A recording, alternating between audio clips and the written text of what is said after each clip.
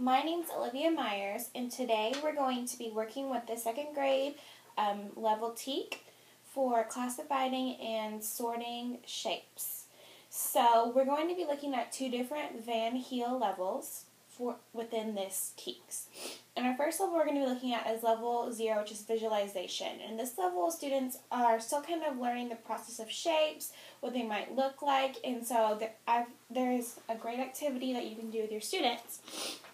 And you can actually use this as a great way to integrate art into your lesson, or, literature, like perhaps you read a book and you use an illustration from that book, but we're actually going to use an advertisement because this is a great way to show how shapes are all around us. So you'll want to ensure that you pick an appropriate advertisement. I wouldn't suggest bringing in maybe like a 17 magazine or something like that into a second grade classroom, or even just like a J14, Teen Bop, Tiger Beat kind of magazine, because you just never really know what those are selling. So if you're going to use advertisements, I would advise that you go ahead and kind of have some selections ready.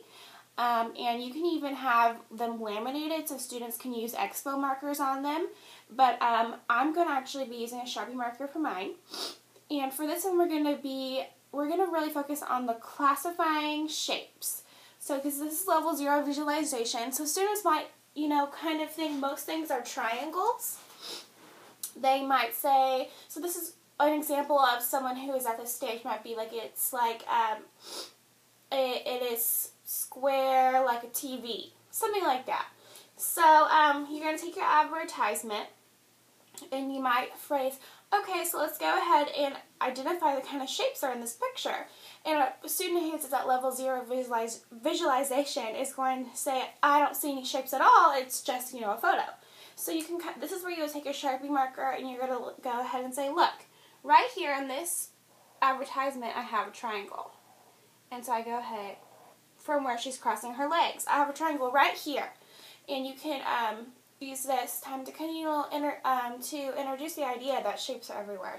So right here we already have a triangle. This is one type of shape, but it's not the only shape that's in our advertisement. We also have an oval for her head, and we have right here we have rectangles, and this huge plant that she's standing next to is even a rectangle.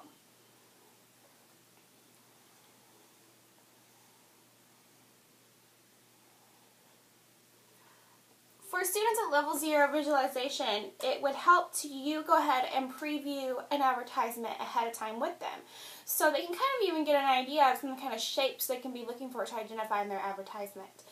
And so, like I said, if you laminate it, it's a great assignment for them to use expo markers on so they can kind of draw it themselves. Several teams can work together. That's just one kind of assignment we can do for the level 0 visualization. And it's a really great way to introduce classifying and sorting shapes. And you can even take it a step further by having them list, like once maybe they've drawn a triangle, they write triangle in there. Or once they've when they did the rectangle, they write rectangle in there. So you're going ahead and you're labeling them, which is really classifying them.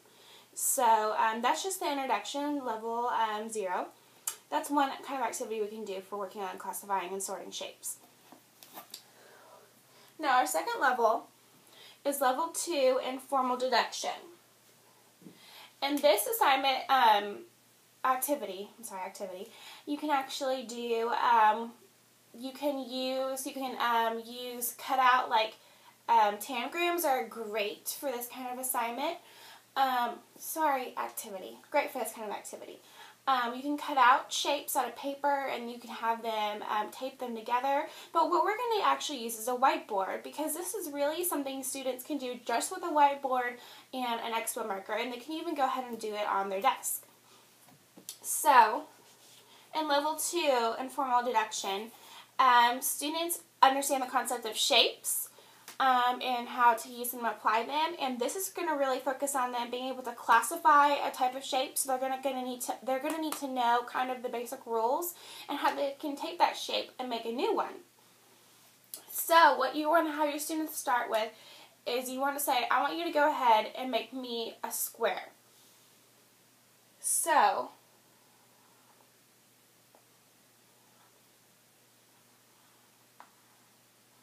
and mine is not as nice as theirs would be because I would suggest using a straight edge or a ruler of some sort. But tell them to go ahead and divide it into 4 boxes. So that's just a way of furthering confirming that it's a square because the sides will all be the same. There's 2 here, 2 here, 2 here, 2 here. So the sides are all the same. And you can go, okay, great, your squares look great. I'm going to challenge you to make this into a rectangle. And so the students are going to take this square and what they would do is go ahead and draw 2 more squares onto it, which makes it a rectangle. And you ask them, okay, why does this make it a rectangle? How is this different from a square? And then this will give your students an opportunity to explain, well, because 2 sides are the same and the length is the same and the width is the same, but they're not necessarily, the length and the width aren't the exact same number. So this basically is what they're doing is they're expanding on that square. They're taking it and making a new shape, a shape that they know. And you can even go even farther with that kind of thing. You can take triangles and make triangles into squares, like so.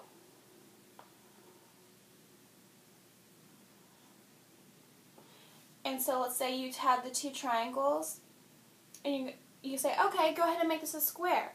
Just basically taking their X markers and their desk, and they are seeing the different ways they can make shapes with shapes they already have.